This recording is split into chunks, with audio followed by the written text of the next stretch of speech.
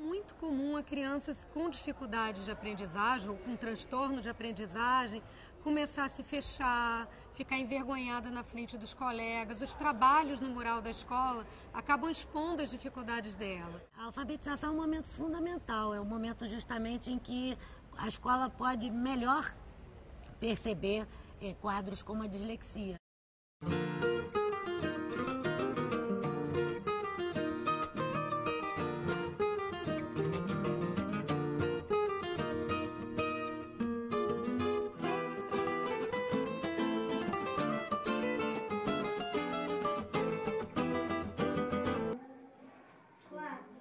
Quatro. Então, Priscila leu o primeiro parágrafo, Felipe leu o segundo, Maria Luísa leu o terceiro, Fernando leu o quarto.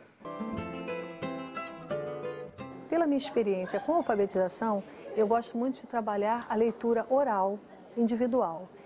E acho muito ruim quando a criança, principalmente a criança que tem uma dificuldade maior, dislexia, ou seja ela qual for, pega o texto na hora e é surpreendido com aquele texto. Dislexia é um problema específico de leitura. A criança tem um desenvolvimento normal, uma cognição boa e ela aprende bem. Mas a leitura, que é um instrumento que é mais utilizado hoje em dia pela escola, é um instrumento que está com dificuldade. É exatamente o ponto onde ela não consegue se desenvolver exatamente da mesma forma que os pares. A dislexia é uma disfunção que a criança vai levar para a vida dela toda, né? Mas que ela vai aos poucos conseguir estratégias próprias para vencer essas dificuldades. Na hora de fazer o dever de casa, tinha muita dificuldade. Às vezes até chegava a chamar ele de burro, presta atenção, daquele coisa de mãe assim, sem perceber, e brigar com ele, mas não era porque ele não sabia, é porque realmente ele tinha uma dificuldade de entender a tal da dislexia, que eu nem sonhava saber o que era dislexia. Se a escola não me dá esse toque, como é que eu iria saber? Se a escola não me ajudasse, como é que eu iria saber? Né? Então tudo começou o quê? Numa sala de aula.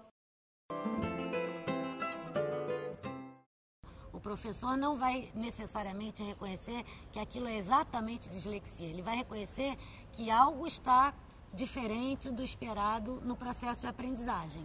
O nome não é necessário para a gente conseguir ajudar essa criança. Então, mostrou dificuldade, vamos intervir. É fundamental que a gente comece a agir pedagogicamente, né? Enquanto se espera outras ajudas. Por quê? Porque se a gente não age logo pedagogicamente, se lançando ao desafio de vencer o obstáculo de aprendizagem que aquela criança ou aquele jovem possa ter, você está perdendo tempo. E no processo educativo, perder tempo é a pior coisa que a gente faz. O professor ele não pode ter, assim, a expectativa de que sozinho vai resolver todos os problemas da criança. Também não acho certo quando a escola joga para a família a total responsabilidade pelos problemas. O Fernando evoluiu assim, sem aquela pressão, sem aquelas cobranças. E aí os professores foram auxiliando e ajudando. Mas isso foi um conjunto. Foi a parceria da escola, família, família, escola. A escola precisa da parceria das instituições que a cercam, da parceria da família, da parceria de muita gente. A escola não trabalha sozinha, aliás, como nenhuma outra profissão consegue trabalhar.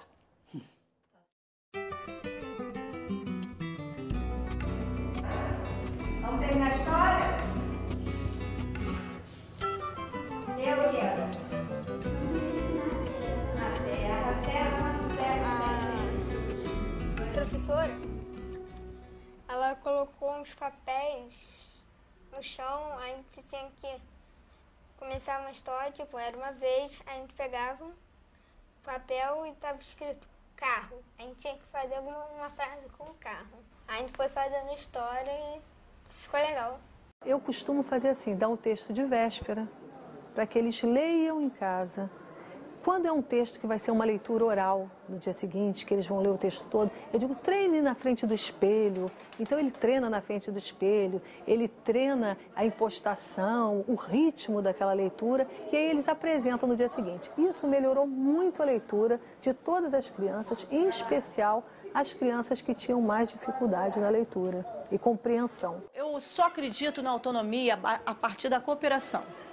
Então, eu acho que a base para que a criança cresça, amadureça, se desenvolva, é na troca de pares. Sempre buscar conhecer o seu aluno. Sempre um trabalho em colaboração. Porque a gente só conhece a criança quando ela se expõe.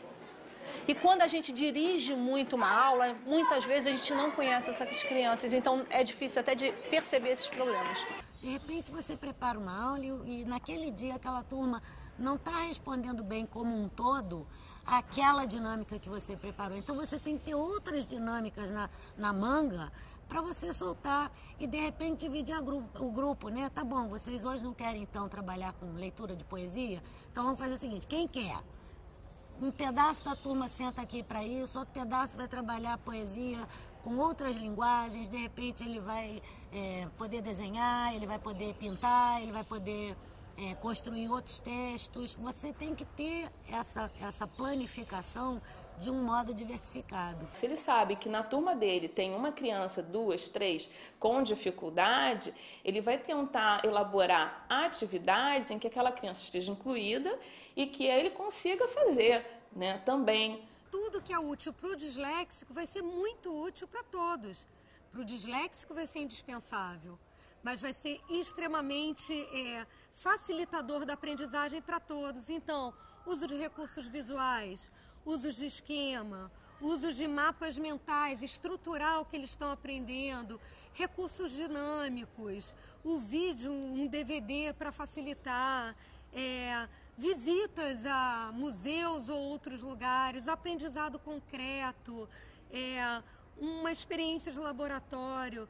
Então é interessante que o professor que realmente tem pouco tempo e que tem muitos alunos, ele possa saber que o que ele vai estar fazendo para o disléxico vai ser bom para todos. Eu não acredito num trabalho individualizado. Eu acho que o trabalho tem que ser interdisciplinar, em todas as áreas do conhecimento, não só na escola, eu acho que na vida. Eu acho que a palavra de ordem, no momento, é parceria. Então, sem parceiros, eu acho que a gente não consegue mais desenvolver um trabalho num mundo que é globalizado. Toda escola é capaz de fazer esse tipo de coisa. Toda escola, por menor que seja, por mais simples que seja, cabe aí o olhar do professor, o olhar do administrador, né? E quem é que pode ajudar essa criança? Você tem que entender que cada um da sua turma é um. Né? Então, atender a todos e cada um é o grande segredo e é, ao mesmo tempo, o grande desafio. Se tudo favorecer uma família que contribua, uma escola que contribua, os tratamentos bem feitos, isso não vai ser impedimento para absolutamente nada, não há barreiras. É o saber cuidar que é importante. É buscar realmente ajudar sem dar muleta, sem dar bengala. A gente vai ajudar, é a rodinha da bicicleta. A gente vai ajudar enquanto você sentir que a criança está necessitando. Mas um dia ela vai conseguir resolver a situação dela por conta dela.